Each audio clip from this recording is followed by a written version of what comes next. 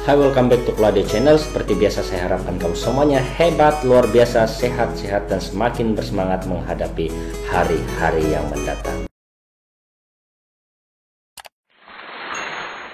Jadi sebelum kita masuk dalam konten ini, saya ingin mengajak kita semua berdoa khusus untuk keadaan dunia yang sekarang ini terkesan dengan penularan virus COVID-19.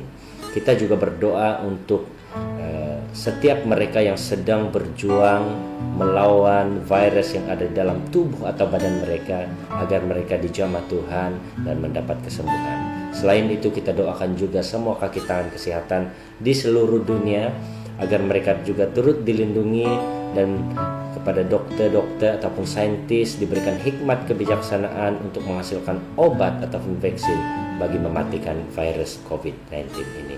Saya harapkan kita juga semua menerima baik nasihat atau saranan daripada Kementerian Kesehatan untuk pencegahan virus ini daripada terus menular, dan kita amalkan apapun cara-cara pencegahan itu. Oke, sekarang kita masuk dalam konten yang ingin saya sampaikan. Tajuk konten kali ini adalah sambung belajar atau kerja. Oke, mungkin ramai yang bingung, bukan saja pelajar yang lepasan SPM, tapi juga ibu bapak yang bingung, mana yang lebih baik? Adakah anak mereka terus bekerja selepas SPM ataupun sambung studi? Jadi, ada orang mengatakan sambung studi itu lebih baik karena mereka masih muda dan otak mereka masih cepat untuk menerima apa yang akan diajarkan di dewan kuliah ataupun diajarkan oleh para pensyarah.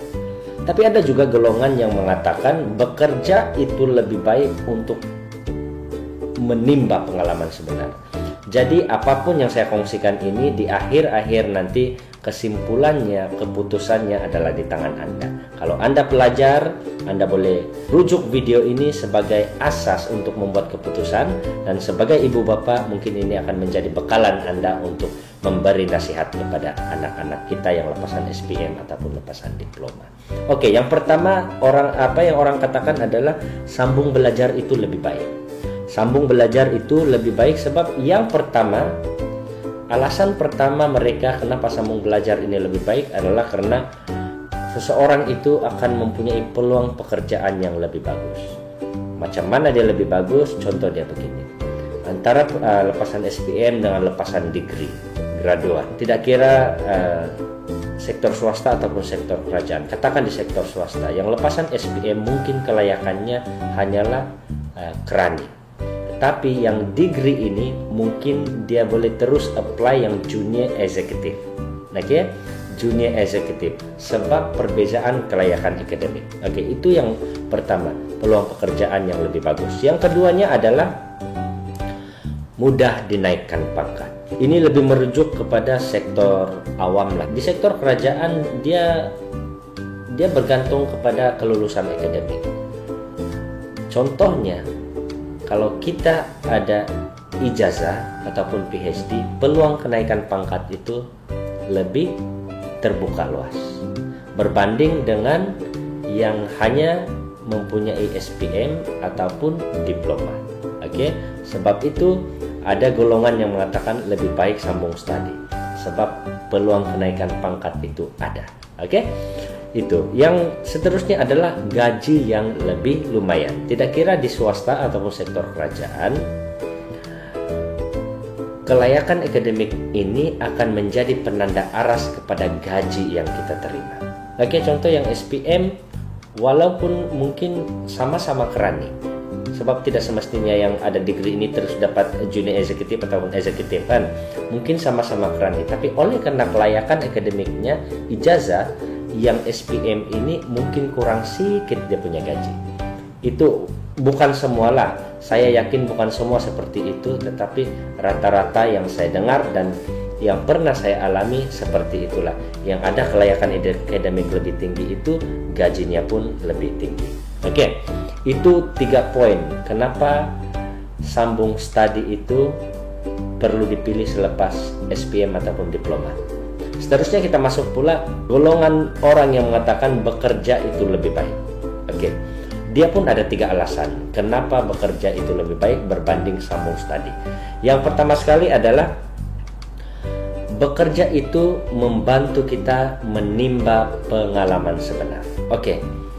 Alasan mereka adalah kalau selepas SPM itu terus bekerja berbanding dengan yang studi, kalau dia studi ambil degree mungkin dia 5 tahun ataupun 3,5 tahun. Tapi kalau yang lepas SPM dia terus bekerja, dia terus dapat menimba pengalaman bekerja yang sebenar.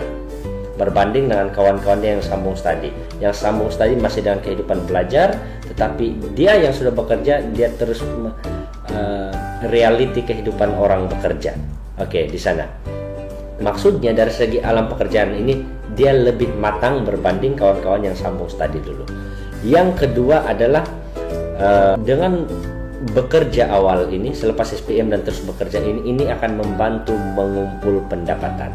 Bagaimana membantu mengumpul pendapatan? Oke, kita tahu sekarang kalau kita bekerja, kalau di sektor swasta itu pastinya ada potongan IPF dan gaji minimum dalam 1.100 lah sekarang kan, 1.100. Tapi yang pentingnya itu biasanya orang melihat kepada potongan IPF ataupun KWSP.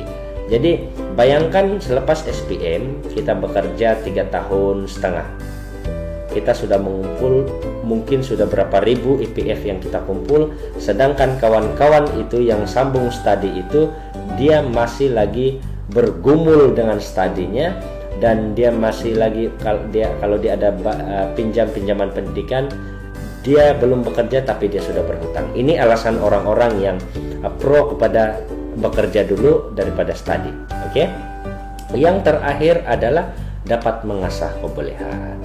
Maksudnya di sini selepas tingkatan 5 itu mungkin seseorang itu ada kebolehan tertentu. Mungkin dia ada kemahiran atau apa semua beginilah. Tapi kalau dia sambung studi, kemahirannya itu tidak dapat diasah. Tidak dapat diasah dengan lebih awal.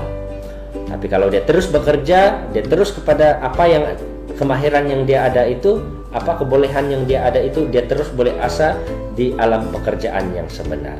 Jadi ini adalah 3 poin bagi orang-orang yang pro lepasan SPM itu terus bekerja. Oke? Jadi 3 poin lawan 3 poin. Seperti yang saya katakan tadi, tergantung dengan kita, tergantung dengan pelajar itu, tergantung dengan ibu bapak, mana satu yang betul. Saya cuma memberi input-input ini, membuka jalan ini untuk kita membuat pilihan. Tetapi saya secara pribadi, oleh karena saya terus sambung studi, saya rasa lebih baik sambung studi kalau berkemampuan dan kalau ada minat untuk studi. Sebab 3 alasan terus tadi yang saya sebutkan sebentar tadi. Jadi terima kasih karena menonton. Sampai di sini saja perkongsian kali ini, semoga bermanfaat. Dan kalau video ini bermanfaat bagi kamu, kongsikan juga, share kepada kawan-kawan. Terima kasih karena menonton. Kulade Channel, menghibur, motivasi, memberkati.